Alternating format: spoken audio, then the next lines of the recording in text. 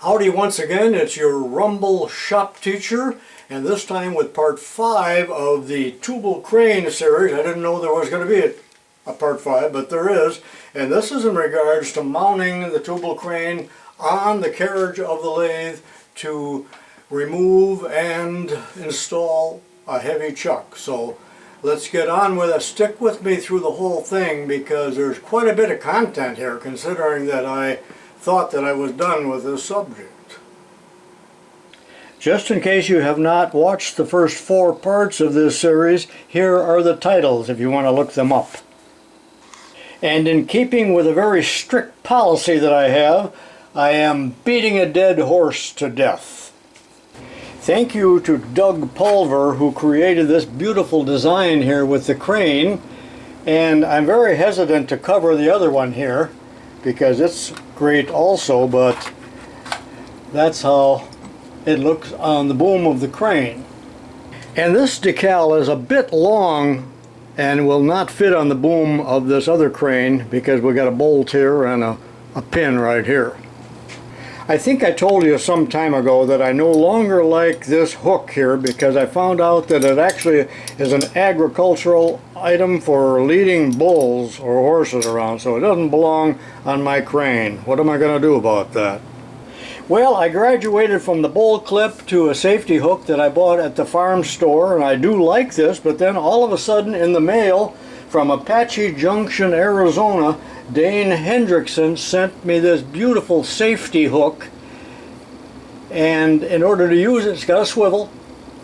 You lift up here and rotate it, and notice it'll snap back. So that's a beauty, and in fact it's probably a $50 hook, and it's called the Crosby Bullard Golden Gate hook, and it comes complete with a rather detailed manual, safety and measurements and all of its virtues.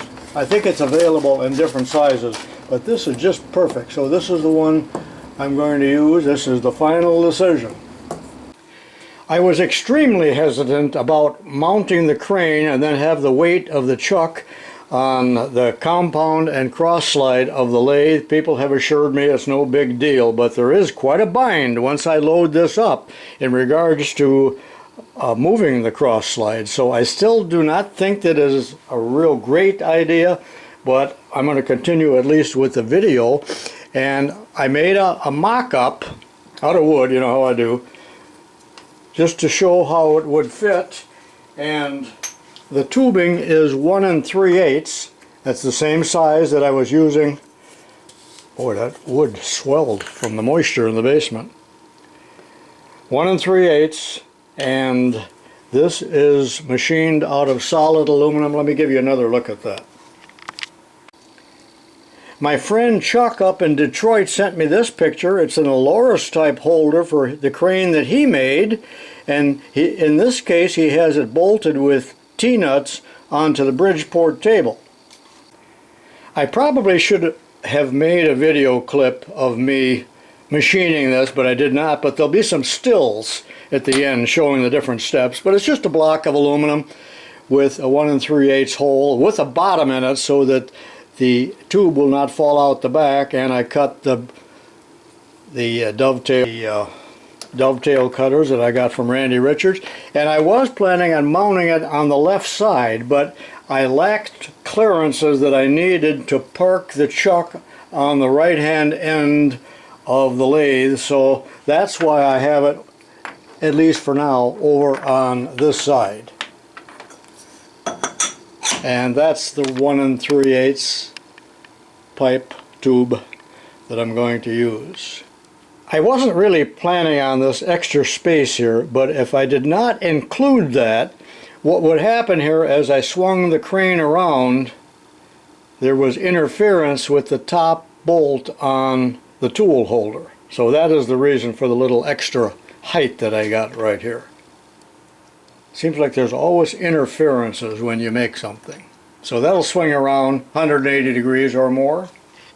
I'm sidetracked here now, but I made a very fortuitous discovery with this 1 3/8 tubing that I got, and I think I can get some more of it. It is the diameter of a collet drawbar, so it fits into the spindle of the closing lathe or any other lathe that accepts 5C collets.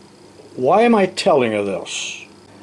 This is my little hardened speed lathe or second operation lathe, and in a future video I plan on making a drawbar for it with a hand wheel out here. So it fits perfectly here as well. I'll have to make an internal thread. I know I've been promising a lot of videos and I haven't come through, but they're all on the back burner. Well, in the last video I showed you just a little bit of chuck removal, and this is the arbor that I had at that time fastened to the end of this red gizmo. So that is the old one. A piece of 1 3/8 tubing is the new one. Well, why this? Because this is long enough to where it will slide way into the spindle and give me not only support but perfect alignment, so that I do not have that struggle with this threaded collar that I've been suffering with for over 20 years. I talked about that in another video. So this extends into the spindle of the machine about up to that white line, and I've balanced this such that this white line should be at the end of the chuck jaws as such, and then tightened down. And granted, this does not lend itself very well at all to swapping chucks with a 4-jaw chuck, because you would really need to have this indicated very closely in a 4-jaw chuck. It can't be in there at random, or you would have a total jammer right here. So I will tighten that down on the line, and let's try this sky hook and see if it's any good at all.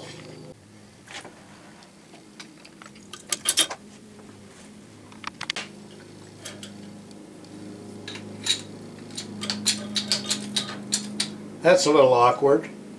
Now I've already loosened up the collar, and now I can unthread it all the way.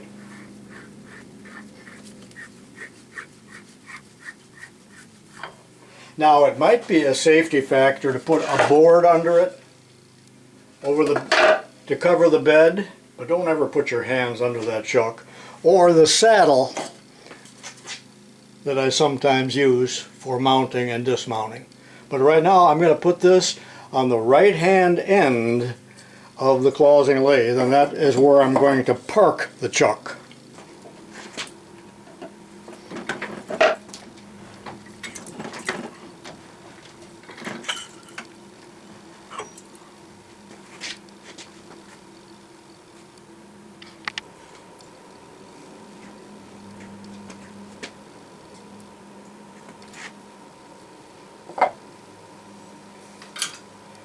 And there it is at rest on the end of the lathe. Now I also admit that this would be very awkward and in the way and would have to be removed. Notice that there's quite a bit of distance between the Aloris and the end of the hand wheel here, and that is why I had to extend the boom just a little bit here. Originally I drilled a hole and I was using the very end hole closest to the hook, but that didn't work out. Now let me put it back on. Maybe I'll speed it up a little bit so it's not so painful to you.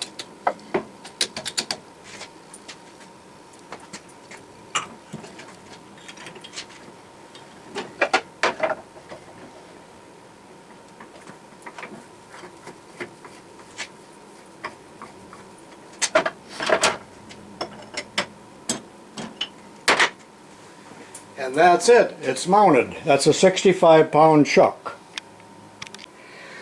Now I'm the very first one to admit that that is a very time-consuming way of removing the chuck. But if you're a weakling like me, or you're old, or you're mildly handicapped or something like that, or if you have a bigger chuck than this, let's say a 10 or 12 inch chuck, you do need help. I'm not crazy about this. I'm not sure I will use it, because you have to mount it and go through all of this to change chucks. I can change the chuck on the Atlas lathe. I timed it. from a 3-jaw to a 4-jaw in 1 minute without any help from a crane or anything else. Granted, those are tiny chucks, but it's just a very quick thing. And if it's an effort, you will be very hesitant to change chucks. You'll just suffer with whatever chuck is on there for a good part of the time. Now I want to show you an optional way of doing this that I discovered just in the last, 1 hour. Alright, let me remove the crane or get it out of the way. That reminds me of a dentist swinging the drill away from me, which always excites me tremendously. But I will take this out for now, lay it aside. This piece of 1 3/8 tubing is 18 inches long, so watch what I do with it. Remember, it's extending into the spindle.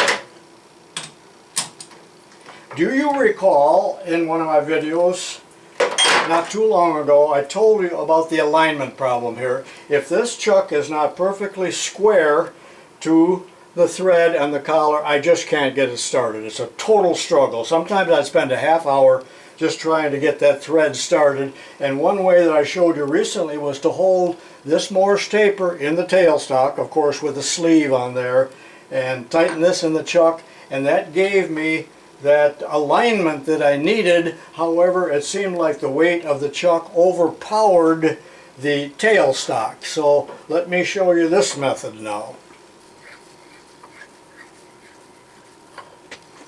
Now watch what I do. I can slide this out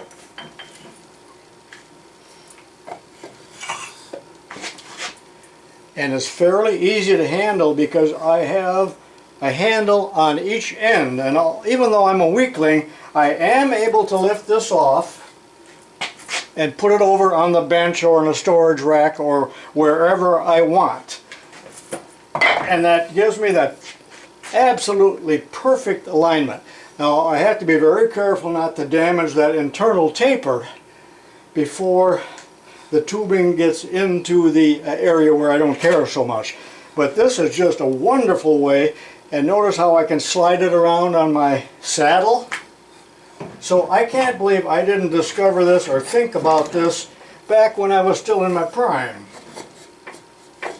Also, I have marked the spindle and the chuck with red tape, something like this, so that I can align the taper key here with the key that's in the chuck. I do not like this type of spindle, which I call a long taper or taper key. There's various names for it. I just think it's a pain in the neck compared to this, what I call a cam lock, that has the pins. I believe this might be more accurate because the taper is very, very long compared to the cam lock, which sometimes we called a short taper, so it didn't have that long taper to align. I may be wrong on that, I'm just gabbing right now. But the best tip of the day for you guys might be what I'm showing you right here rather than the Tubal-Crane.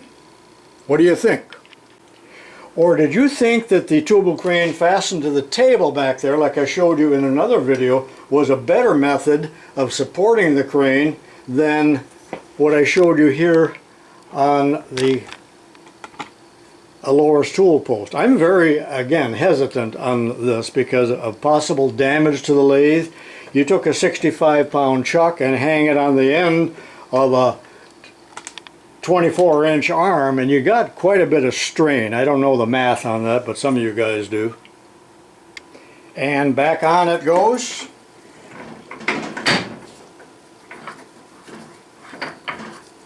And that quickly, that thread lined up. I didn't have to fiddle at all with it. It just spun right on, and then I would tighten it with the spanner.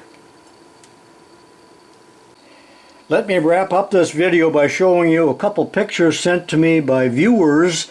And this green crane was made by Chuck Mayerchak. And notice that it's supported down on the floor or on the base of the machine, so it in no way is causing any strain on the machine, and it has a stay right there that'll keep from falling over.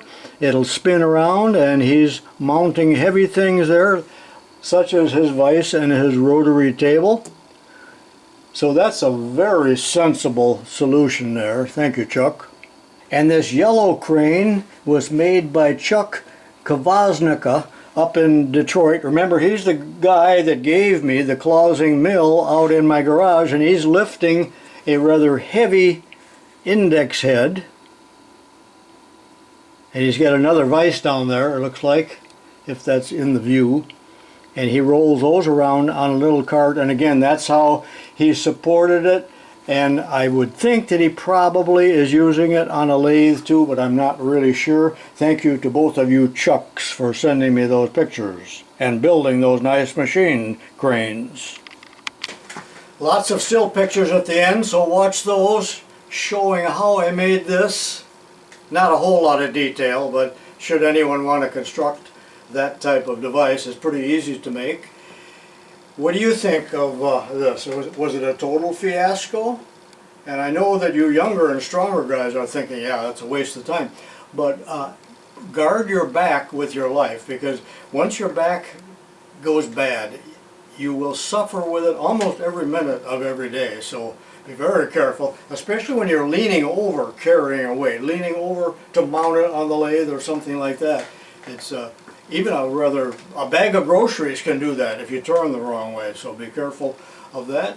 This is Mr. Pete saying please like and subscribe and push that bell button. You know, I promised I was never going to say all those trite little things that drive me nuts when other people say it, but somebody said if you don't tell them to do that, you know, the algorithms don't work that well, so I don't know. But all right, that does conclude this 5-part, no more, I promise, video series on the Tubal-Crane. I'll see you next time. Lots more videos coming up.